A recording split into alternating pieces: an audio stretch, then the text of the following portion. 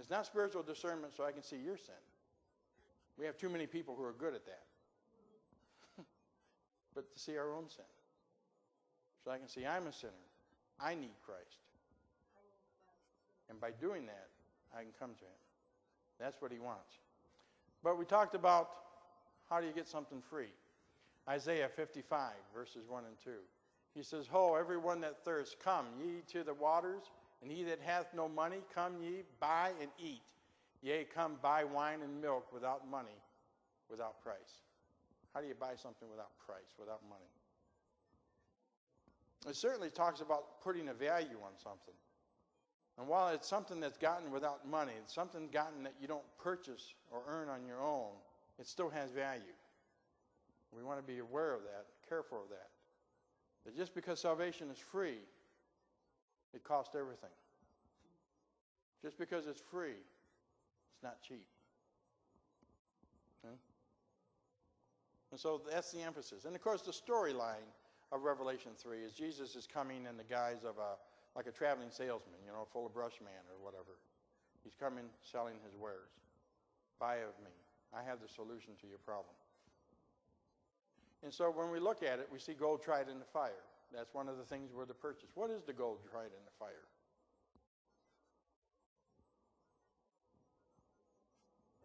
I just read it from Ellen White. She said it was what? Well, gold is faith. Your faith. Test it in love. Yeah. No. It's just fire purifies the gold. Faith, which is tested, is pure faith. Strong faith, sure faith, confident faith. Faith tested in love. And so that's what it is. Gold tried in fire is faith tested in love. Eye salve, number 2. We talked. Eye salve is an ointment for the eye. They would put on the eyeball to help heal the eyes for those who had cataracts or diseases or infections. We don't use too many eye salves anymore today. Remember back in the 60s, my mother would buy the eye salves from the traveling salesman. Spiritual discernment.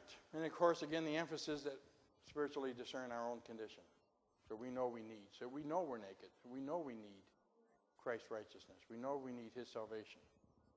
And of course, number 3, the white remnant, which is simply the robe of Christ's righteousness. And so while we aren't decked out in the finest clothes, what we normally think, all the colors and everything, it's a simple white robe. But that simple white robe is all in everything. It's all we need. And so that's what he's telling the church to buy. Robe of Christ's righteousness. So he came preaching the straight testimony. The true and faithful witness. Preached the straight testimony to the church of Laodicea. Now we may, within Adventism, talk about straight testimony. We may say, that preacher preached straight testimony. We mean he preached distinctive Adventist truths. But in this chapter here, there was a distinctive message, a distinctive truth to the straight testimony, using the definitive, the straight testimony. And the 3 things that he tells that church to buy, how would you describe it? What was it that he was telling them that they needed? What was the straight testimony? The gospel is the straight testimony. Righteousness by faith. The church was lacking. It didn't have that. We can't give what we don't have, can we? If we're supposed to give the 3 angels' message, if it's supposed to be the gospel in verity, in actuality, and we don't have it, how are we going to give it? And if we don't have it, why are we sitting around praying for the latter rain, Holy Spirit power, if we don't have what we need? That's going to the store and forgetting what we're supposed to buy. We need something. And I think it's the gospel. Ellen White, early on in her writing, she says, I asked the meaning of the shaking that I had seen. Saw the shaking in the church. We see it all the time, don't we? You see some shaking? Yeah. She said, I'd seen it. And she says, and I was shown that it would be caused by the straight testimony called forth by the counsel of the true witness to the Laodiceans. Revelation 3, 7th church. She says, this will have its effect. It will have its effect. So even though it seems like the church has fallen behind, she says it will have its effect. I'm kind of glad to hear that. She says, upon the hearts of the receivers, and will lead him to exalt the standard and pour forth the straight truth, but some will not bear this straight testimony. What will they do? They will rise up against it. So what did I just say? What did she just say? If the straight testimony is the gospel to the Laodicean church who is yet to receive it, and as they receive the gospel, some within the church are going to stand up against it. That's an amazing statement, isn't it? And by that will cause the shaking. We've seen that before. You just mentioned it in Sabbath school. The first time you start preaching the gospel, people say what? Cheap grace, accuse you of teaching Reformed theology, once saved, always saved, all kinds of different things. Why? Because it's not a salvation by works. I have Adventist books at home that says the condition of salvation is obedience to the Ten Commandments. Now, I believe the Ten Commandments are still in effect. And I believe God calls us to obey the Ten Commandments. I don't think the Ten Commandments is an optional program. So it's an expression of God's will. It's what he wants us to be. But if I'm outside the circle of salvation, in my own sin, in my own person, how can I obey God? I can't. I'm enmity to the law. Indeed, I can't keep the law. So if I'm going to get in the circle of salvation and obedience is a requirement, I'm toast. I got to get in the circle first, don't I? And when I'm in the circle and saved, God then imparts his righteousness to me to empower me to obey. In essence, an obedience becomes the result of salvation, not the basis. Becomes the fruit, not the root. So we put obedience in its proper place. Not that obedience was done away with, and not that the commandments was done away with. The same issues dealing with the law in Galatians. It wasn't that Paul was disparaging the law. He was just trying to say, hey, the way to God is not through the law, but through faith.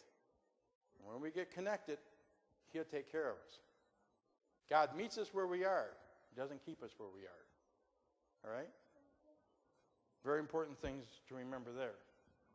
And so, we can't give what we don't have. To finish the work, we have to believe for ourselves the good news and hold to the testimony of Jesus. I say hold to the testimony of Jesus specifically from the little paper that I wrote that I hope some of you will take a look at. Because this, again, is a bigger picture than what we have customarily seen. And holding to the testimony of Jesus, this is probably the one Bible text that holds it in a correct exegesis of that term. This is John's letter to the church, one of his churches up in Asia Minor. They're evidently having some problems. When he starts off the letter of 1 John, he doesn't start off saying, this is John, how do you do, peace and grace to you. No, they got problems. He starts right off getting into it. This is a pastor with a heart for his church, and they got problems, and he starts right in dealing with the issues. There's some issues over here, and the issues has to do with maybe a proto-Gnostic cult that's trying to tell the church about how to worship God, and he's trying to redirect them back into what it is to have a relationship with God, with Christ. What true Christianity is, as opposed to the false ones that are being pressed upon the church or his churches at that time.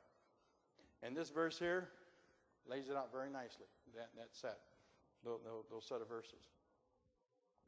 So, we have to understand the gospel for ourselves, and then we have to preach the good news of Christ and his cross to others. That's Revelation 14:6-12. That's the three angels' messages in the context of the hour of his judgment is. It's in the aorist tense. It's simply judgment is. And notice it says the hour of judgment. In the Old Testament, it uses day of judgment. But at the end, here in Revelation, it says hour. Time is short. We're at the end. It's right upon you. And so there is an emergency. There is an immediacy that's required with the three angels' messages. But it's still the gospel. Remember the Great Commission of Matthew, at the end of Matthew 28. Great Commission is the same. I don't care what denomination you are. We're called to give the gospel. And if you're not giving the gospel, you're not church. Period. But we understand that here is in the context of the end time. That's why God called a movement into being for these last days. To give the gospel in the context of the last days. in the context of judgment is. Calling the people back to worship Creator God as opposed to the system we see in chapter 13. Because it's only going to get worse. And what we see in 13 is a whole world following after the beast, who many of them think they're worshiping God, but they're not. We have to call them back to worship Creator God. Big, important message for the last day. And so that's our message, is to preach the gospel. That's the latter rain. That's the fourth angel uniting with the three angels to empower us to finish the work. The work that will be finished at the end will be a supernatural work. God is not waiting for us to preach the gospel to all the world and then he will come. In Matthew 24, he simply says, this gospel of the kingdom will, imperative, go through all the world before the end comes. He's simply stating a fact. It's going to go.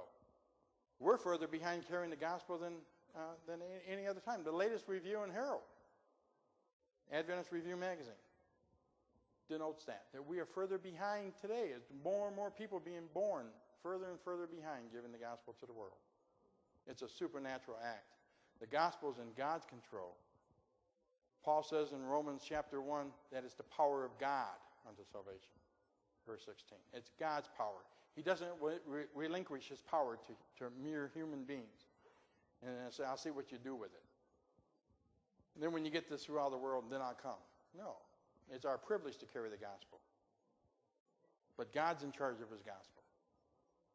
And he will see that it comes. And that's what that angel does, is it unites with us and carries it forward. It's a supernatural act that brings it. And that's when we pray for the latter rain.